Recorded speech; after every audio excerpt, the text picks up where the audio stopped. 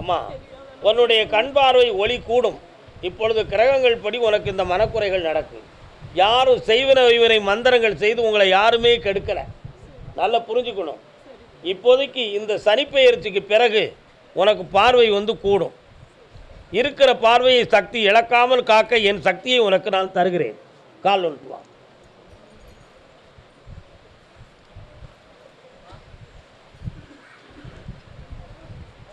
ஜல்காபஸ்.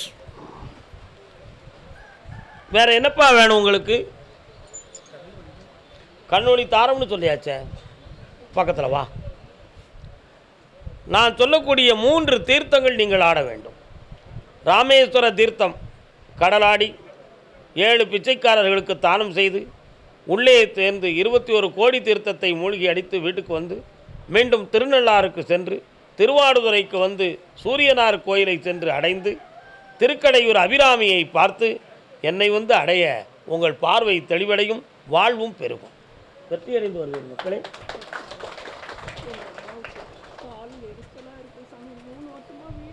முதல்ல உன் கண் எரிச்சலை தீர்த்து அடுத்து தாயின் கால் எரிச்சலை காப்போம். சென்று வருக. கர்மசாமிக்கு கணவன் மனைவி அரசன் பெண்ணடியாள் வாப்பா. அஞ்சாதே நீ அஞ்சாதே அன்பின் வடிவே அஞ்சாதே. நல்லா பாடுத்தானே?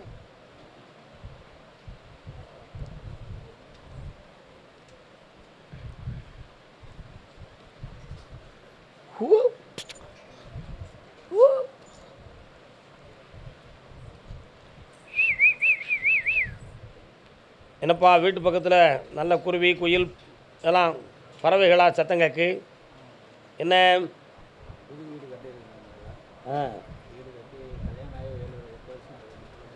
பறவைகள் அங்கே வருது, என்ன காரணம்? பக்கத்தில் வாங்க. ஓம். கண்ண முடிக்காங்க 2 பேரும். அப்படியா? சரி, கேட்டு பார்க்குறேன்.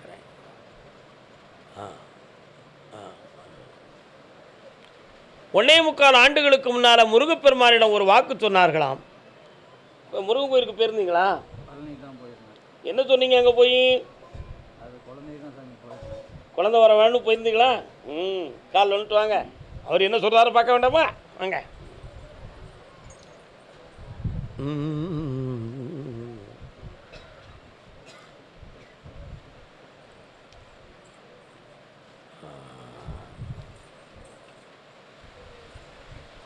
முருகா என்பதும் முருகாதாபனம். உன்னுடைய உள்ளத்துக்குள் ஒரு பயம் இருக்கிறது. அந்த பயம் என்னவென்றால், கர்ப்பப்பையில் எதுவும் குறை இருக்குன்னு ஒரு வார்த்தைகளை சொல்லி அதில் நமக்கு குழந்தை கிடைக்காமல் போய்விடுமோ என்றது ஒரு பயம். இன்னொரு பயம் என்னவென்றால், பிறக்கிற பிள்ளை தேக சுத்தத்தோடும் பூரண ஆரோக்கியத்தோடும் பிறந்து நமக்கு குறையில்லாத நிலைகளாக இருக்க வேண்டும் என்பது இன்னொரு பயம். உண்மையா இல்லையா? அதனால் இது தெய்வம் நினைத்தா தான் முடியும், மருத்துவத்தால் சரி வராது. ஏனென்றால் சில டெஸ்ட் ரிப்போர்ட்டெல்லாம் பார்க்கும் பொழுது குரோம்சங்கள் மரபணுக்கள் மூலமாக சில குறைபாடுகள் இருக்குது என்பது உனக்கு தெரிந்திருக்கிறது. அதனால் நமக்கு பிறக்கிற பிள்ளைக்கும் ஒரு குறை இருக்கத்தான் செய்யும்னு முட்டாள்தனமாக நீங்கள் நினைத்து கொண்டிருக்கலாம். கால் வந்துட்டாங்க. எப்படி நினைத்தார்? மரபணுக்கள் என்பது வளர்ச்சிக்குரியது ஒன்று, அப்படிதானே? வளர்ச்சிக்குரியது தானே. அது காலம் செல்ல செல்ல வளரும், அதனால் குறையில்லை. உனக்கு பிறக்கிற பிள்ளை பொம்பளை பிள்ளையாக பிறக்கும். அந்த பிள்ளைக்கு பேர் வள்ளி மயில் அப்படின்னு பேர் வைக்கணும். மயில் அழகானதுக்காக, நீ என்ன குறை இருக்கக்கூடாதுன்னு சொல்லலாம். ஆனால் அழகு என்ற வடிவத்துக்காக மயிலும், அவள் முருகனுக்கு துணையாக இருப்பவள் என்பதற்காக வள்ளி என்ற திருநாமமும் கொடுத்து வள்ளிமயில் என்னும் நாமத்தோடு ஒரு பெண் குழந்தை உனக்கு பிறக்கும். கால் வந்துட்டு வாங்கோ.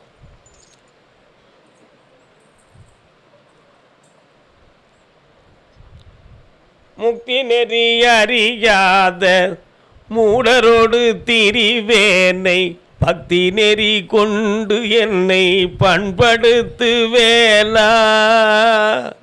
அருணகிரியார் பாட்டு.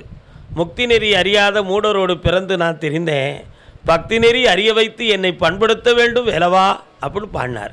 எவ்வளோ அருமையான பாட்டு பார்த்தீர்களா? வெற்றிவேல் முருகனுக்கு, வள்ளிமயில் வாகனனுக்கு என்ன வேண்டும் வேற? இந்தா குழந்தை பாக்கியமும் தாரேன். உன் வீட்டு பிரச்சனை பணத்தால் தானடா வந்துச்சு, அதை தீர்த்தாச்சு, சந்தோஷமா போ. கனி வேண்டும் அல்லவா? வைத்துக்கொள்.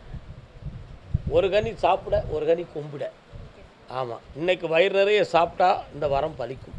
போ, ஒரு பயத்து வழி சாப்பிட வச்சுருக்கீங்க. உண்மைதானே? வரலாம். அக்கா வா, நல்லா இருக்கியே, வா. அரசாங்கத்திலேருந்து எதுவும் வர வேண்டியிருக்கா? கால் வந்துட்டு வா. வெந்நீர் அணிந்ததென்ன, வேலை பிடித்ததென்ன, காவி அணிந்ததென்ன, கண்மூடி நின்றதும் என்ன செய்யணும்? கண்ணை முடிக்காங்க, நல்ல எண்ணெயவே நினச்சிக்காங்க.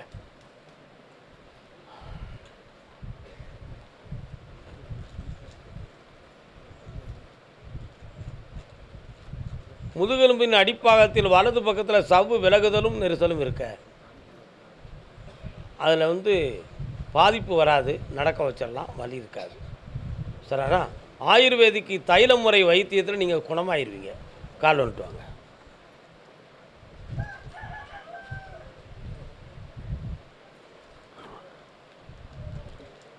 நம்பினார் கெடுவதில்லை ஆண்டவனே.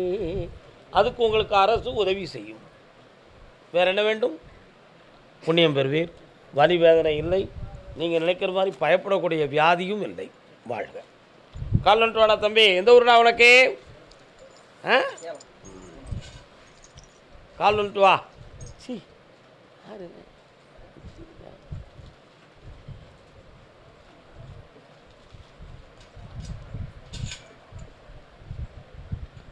என்ன தொழில் பார்க்குற?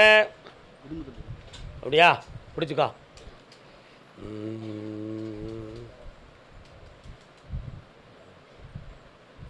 பைபாஸ் ரோடு எங்கே இருக்குது? மேலே பார்த்தா வண்டி லாரியெல்லாம் போகிறதெல்லாம் தெரியுதே. ஆமாம், கால் வந்துட்டு வா.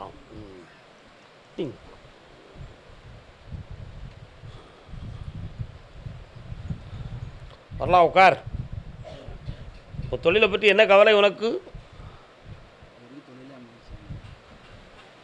இந்த தொழிலை உனக்கு அமைச்சு வெற்றியாக்கி தரேன், கடன் படாமல் உன்னைய காப்பாற்றுறேன். வேறு என்னடா வேணும்? கல்யாணம் பங்குனி மாதம் முருகப்பெருமானுடைய தேரோட்டத்துக்கு பின்பு எனக்கு நடக்கும். சந்தோஷமா தான் போடா. கர்மசாமிக்கு சிந்தாமல் சிதறாமல் கொண்டு போ மகனே, வயிறார சாப்பிட்டு போ, சந்தோஷமா இரு. கர்மசாமிக்கு தாராபுரம், தாராபுரம், தாராபுரம் பக்தராக தாராபுரம்.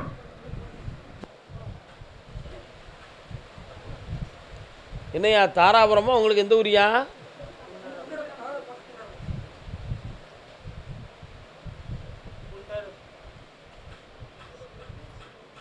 குண்டடம்.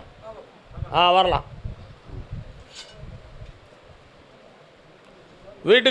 வீட்டுக்கு பின் பக்கத்தில் ஒரு கிரவுண்டு மாதிரி இருக்கு, அதில் சாமி இருக்கும்.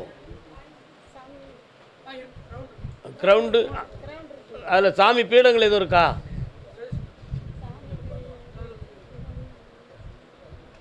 அந்த கிரவுண்டு எங்கிட்ட இருக்கு? அந்த கிரவுண்டு பக்கத்தில் ஒரு கோயில் இருக்குன்னு சாமி சொல்லுத. ஓகே, கால் வந்துட்டு வாங்க. இது யாரு? இவங்க அப்பா அம்மா வரலையா?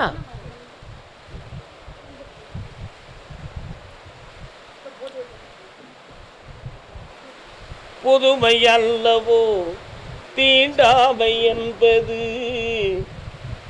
உட்காரு.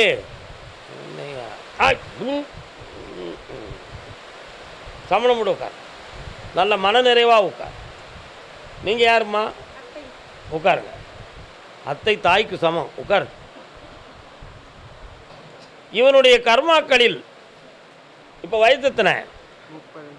32வது வயது வரை இந்த வலியும் வேதனையும் இந்த தளர்ச்சியும் இருக்கும். 32 வயது முடிவடைகிற பொழுது இவன் உடல் வளர்ச்சியாகும், இவன் தேக மெலிவிலிருந்து பிரயாசமாக இருப்பான். 33வது வயதிலே கல்யாணத்தை சந்திப்பான். இந்த திருமணத்தை சந்திக்கிற பொழுது தகப்பன் வழியை சார்ந்த பெரியோர்களில் ஒருவருக்கு வாழ்வில் முக்தி நடக்கும். அப்பா வழியை சார்ந்த, இவங்க அப்பா வழி உங்கள் வழின்னு வச்சுக்கலாம், உங்கள் அப்பா வழியை சார்ந்த கிழடு கட்டைகளுக்கு ஒருத்துக்கு முக்தி கிடச்சிடும் இவனுடைய 33வது வயதில். அதற்கு பின்பு இவனுக்கு திருமணம் நடக்கும். கால் வந்துட்டு வரலாம். முக்திங்கிறது பக்குவமான வார்த்தை, உண்மைதானே? பயப்படக்கூடிய வார்த்தை இல்லை. இதுக்கு செய்வனை கோளாறுகள் இருக்கும்னு நீங்கள் நம்பினா அவங்களுக்கு நீங்கள் பணம் கொண்டு கொடுங்க, அவங்க நல்லா இருப்பாங்க. இதை 32வது வயது முழுமை அடைகிற பொழுது இவன் பூரணமான வளர்ச்சியை பெறுவான், வெற்றி அடைவான். அதுவரை இவனுடைய அங்கத்தில் குறையில்லாமலும் அவைய உறுப்புகளில் பலவீனம் வராமலும் காப்பது என் கடன். காப்பாய்த்தாரேன். வேற என்ன வேண்டும்? இவ்வளோ தூரம் நான் என்ன பேசுனேன்? இப்போ ஏன் என்னையா இது? இவ்வளோ தூரம் நான் என்ன பேசுனேன்? டாட்டாவா? சாலிவாகனன் என்னும் ஒரு தெய்வம் முன்னோர்களில் உங்களுக்கு வணங்கும் தெய்வம். மண்ணுடையார் சாலிவாகனன். அவர் செய்து வைத்த மண் பாண்டத்தில் உள்ள உருவங்கள் எல்லாம் விக்ரமாதித்தனை எதிர்ப்பதற்காக உயிர் பெற்று எழுந்து படை திரண்டு வென்றது. சாலிவாகனன் ஜெயித்தான். விக்ரமாதித்தனுடைய அவதாரம் முடிவடைந்தது. அப்படியே நடந்தது என்றால் அந்த சாலிவாகனனே விக்ரமாதித்தனின் பிள்ளைதான். 32 பதுமைகளிலே 32வது பதுமையினுடைய பெற்ற மகன்தான் சாலிவாகனன். அதனால் நீங்கள்லாம் ஒரு தெய்வ சக்தியை பெற்ற வம்சத்தை சார்ந்தவர்கள். சில சாபத்திற்கும் கோபத்திற்கும் உள்ளாகி இந்த பாவங்கள் நடந்துவிட்டன. 32வது வயதில் இந்த பாவம் தீரும், பூரண ஜனனம் உருவாகும், அற்புதமான நிலை தோன்றும். இதோ கர்மதாமிக்கு வெற்றியாகிட்டார்.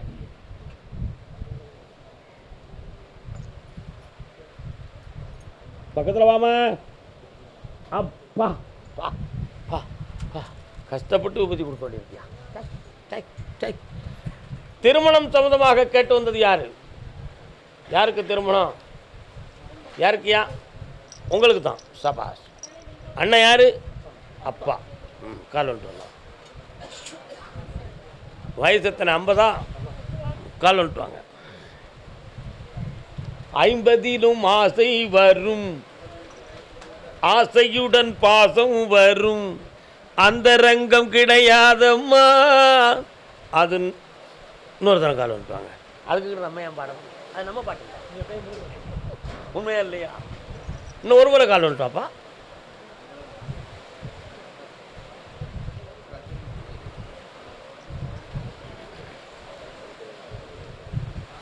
உட்காரலாம்.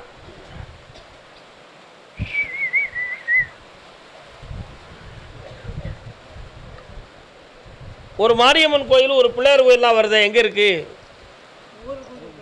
எல்லைக்குள்ளே இருக்கா? கிராமத்துக்குள்ளே இருக்கு. பக்கத்தில் வாங்க. ஜென்மபாவத்தின் அடிப்படையில் 12 ஆண்டுகளுக்கு முன்பு கல்யாணத்தை பற்றி பேச்சுவார்த்தையும் தெளிவும் முடிவெடுக்கிற பொழுது பல குழப்பங்களும் பிரிவும் வேதனைகளும் நடந்தன. அதில் உறவு முறைகள் எல்லாம் பாதிக்கப்பட்டு உங்கள் குடும்பம் ஒதுக்கப்பட்டது. அதில் மண்ணு மனை பத்திரம் இடபாடுகள் எல்லாம் தீர்த்து ஒதுக்கப்பட்டது. இனிமேல் நீங்களும் இல்லை நானும் இல்லைன்னு முடிவாகிவிட்டது. கால் வந்துட்டு வாங்கோ. இதுதான் கிடைக்குமா? சொன்னா ஏற்றுக்கிடுவானா? கொடுத்துருவான்.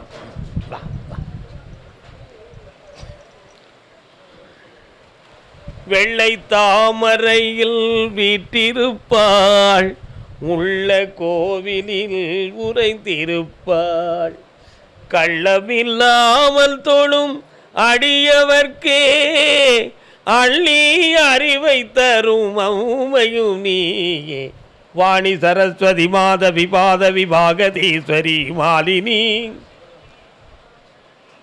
அம்பாளுக்கு வெள்ளை உடைகளை உடுத்திய தாயின் பெயர் என்ன? சரஸ்வதி தேவி. செம்மை நிலையில் உடை உடுத்திய தாயின் பெயர் என்ன? செங்கமல நாயகி மகாலட்சுமி. செங்கமலம்னா என்னது? கமலம் அப்படின்னா தாமரைப்பூ, சிவப்பு நிறவில் செந்தாமரையில் இருப்பவள் என்பது பொருளாகும். அதான் செங்கமல நாயகி. ஏன் இந்த மகனுக்கு நான் பார்க்கும் பொழுது என் கையில் கருப்பசாமி ஒரு பூவை கொடுத்துட்டார். இந்த பூவை கொடுத்தா பூவின் நிறமோ வெண்மை, ஆனால் தண்டோ ஒடிந்து இருக்கிறது. என்ன காரணம் என்று விளக்கத்தை கேட்டேன். பூரணமாக வளர்ந்திருக்கிற ஒரு பெண்மணி வாழ்ந்து கொண்டிருக்கும் பொழுது அவளுடைய வாழ்க்கை பாதியிலே ஒடிந்து விட்டது. இளம் விதவையாகிவிட்டாள்.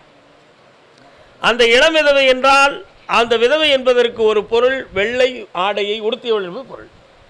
இந்த தண்டு ஒடிந்ததுக்கு வாழ்க்கை ஒடிந்து விட்டது என்பது பொருள். ஆகினால் இவனுடைய விதியில் இளம் விதவையாக பிள்ளை இல்லாமல் இருக்கக்கூடிய மறுமணம் முடிக்க தகுதியான பெண் இவனுக்கு மனைவியாவாள். அது இவனுடைய வாழ்க்கையை முடிவடைய வைப்பாள், வெற்றியடைய வைப்பாள். அவள் வந்த பிறகு மகாலட்சுமி கடாட்சம் விளங்கும்.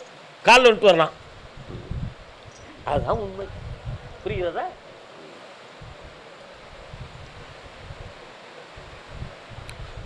அம்மா பராசக்தி, இந்த அப்பா மாரியம்மாள் கோயிலுக்கு ஏதாவது வேண்டுதலை வச்சிருக்கியாடா? இந்த அற்புதமாக புஷ்பாபிஷேகம் பண்ணு. இந்த மலர், இந்த கனி, இந்த விபூதி, இதோ நான் கொடுக்கின்ற பணம், இவைகளெல்லாம் வெத்தலை பாக்கோடு சேர்த்து ஒரு துணியிலே கட்டி உன் வீட்டு பூஜை அறையில் வச்சு கும்பிடணும். கல்யாணம் முடித்து 7 நாட்களுக்கு பிறகு இந்த முடிச்சியை அப்படியே என்னிடம் நீயும் உன் மனைவியும் கொண்டு வந்து தந்தால் ஒரு ஆம்பளை பிள்ளை வரம் தருவேன். பிறக்கிறவனுக்கு பேர் சிவன் என்று பெயர் வைக்கலாம். இந்த வருஷமே நடந்தாச்சு, ஆனந்தமாயாச்சு. வெற்றி அடையுங்கள். கர்மசாமிக்கு வாழ்க. சரக்கு வாங்கி தரலாமா? சரக்கு வாங்கி தரலாமா? இன்னைக்கு ஒரு சரக்கு வாங்கி தரலாமா? சரி சரி சரி சரி சரி சரி செந்துரண சரி அவர் அடிக்க உட்காருங்க. அம்மா தாராபுரம் வருக. அஞ்சல் அஞ்சல் துறை அஞ்சல் துறை அஞ்சல் துறை அஞ்சல் துறை post office post office post office. கால் வந்துட்டு வாப்பா. பொய்யனேன் பிழைகள் எல்லாம் பொறுத்திடல் வேண்டும் போற்றி. இன்னொரு தரம். மெய்யனே மெய்யருளவே விய விளைவே போற்றி. ஐயனே அப்பனே அரசனே போற்றி.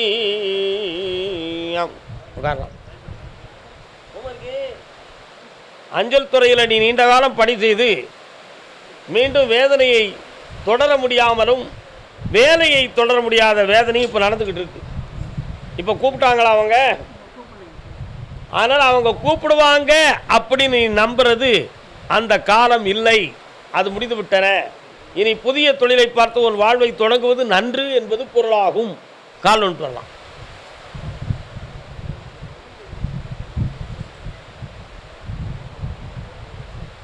உட்காரலாம். ஒரு சிவனுடைய ஆலயத்தில் உன்னுடைய சகோதரியினுடைய பிள்ளை தனக்கு அருள் இருப்பதாக சொல்லி சில பேர்களுக்கு உபதேசம் செய்து கொண்டிருக்கிறாள். உண்மையா? அந்த உபதேசம் அது ஒரு பக்தி தானே தவிர அது ஞான வாக்கு அல்ல. அதனால் அது சரி தவறு என்பதை நீங்கள் தான் யோசிச்சுக்கணும். எனக்கு பதில் சொல்ல முடியாது. எப்படியோ பிழைப்பு ஓடும். கால் வந்துட்டு வரலாம்.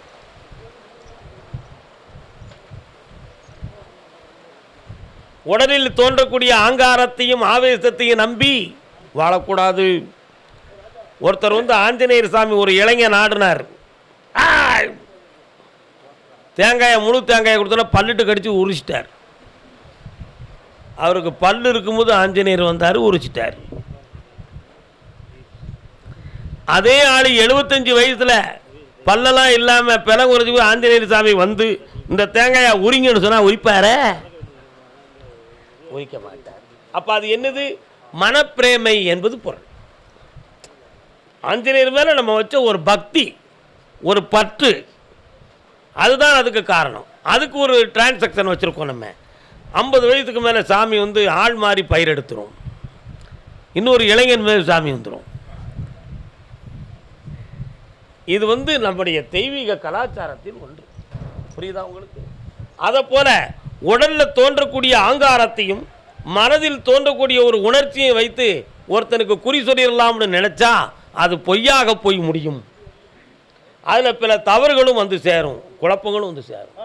அதனால் உணர்ச்சியவும் ஆங்காரத்தையும் ஆவேசத்தையும் ஆசையும் வைத்து இந்த ஞானத்தை பெற முடியாது என்பது உணர்த்த வேண்டிய உண்மைகள்.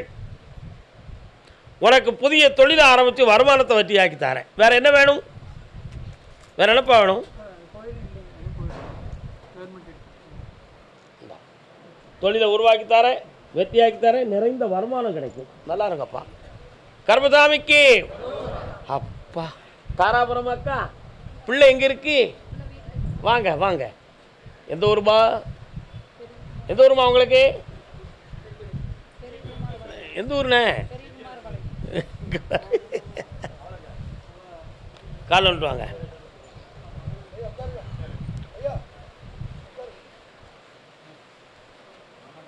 ஆஞ்சநேயர் பெருமாள் யார்? அது நின்ற கோலத்தோடு இருக்கிறாரே, கண்டுபிடிக்கலாமா?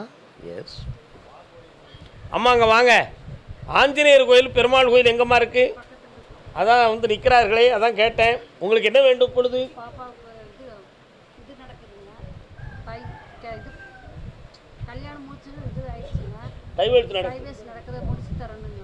கண்ண மூடுமா? இந்தா பேச்சுவார்த்தை ஆரம்பித்து சட்டப்படி ரிஜிஸ்ட்ரேஷனில் டைவர்ஸ் படி தந்துடுது. இந்த அப்படி எல்லாம் வெற்றியாக நடக்கும். இனி குழம்ப வேண்டாம். அடுத்த திருமணத்துக்கு என்னை பார்த்து விவரம் கேட்டு செய்வாயாக. ஆத்திரப்படாத பெண்மணியே, நல்லா இருக்கு. இந்தாமா கைகால் வலி இல்லாமல் காப்பாற்றித்தரேன். நல்லா இருக்கட்டும். கர்மசாமிக்கு கடந்துறதுக்கு தான் காசு போனோம், வேற எதுக்கு? அப்படியா? சரி, ஓகே. திருப்பூர் எல்லை. Buck buck buck buck buck buck buck.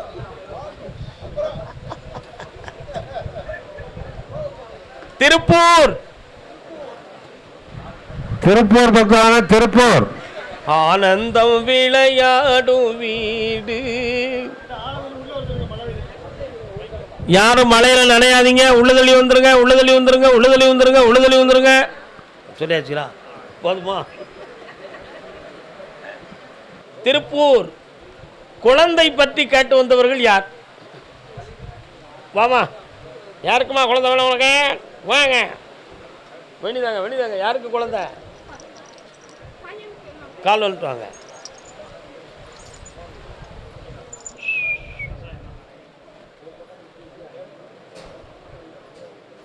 மருமகா பேர் என்ன பேரு? லாவண்யா. உட்கார். ஆளு தோற்ற பொருத்தத்தில் வித்தியாசம் இருக்க. ஒரு ஆள் குண்டுமா, ஒரு ஆள் ஒல்லியுமா இருக்கு. யார் குண்டு? அதான் என்ன பாரு, இப்படி அளந்து பார்த்தேன், குண்டா இருக்கா. காலில் வந்துட்டு வா.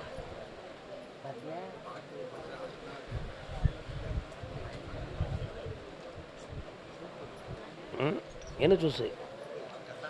சூப்பாடா? என்ன? அடே சகாயம், என்னடா கஷாயம் இது? கால் வந்துட்டுவாங்க. இது வந்து ஒரு பச்சளை சூப்பு. எல்லா கருப்புசாமியும் தண்ணி அடிக்குமே, இவர் மறைச்சி அடிக்காரான்னு யாரும் தப்பாக நினச்சிடாதீங்கப்பா. என்ன உண்மையா இல்லையா?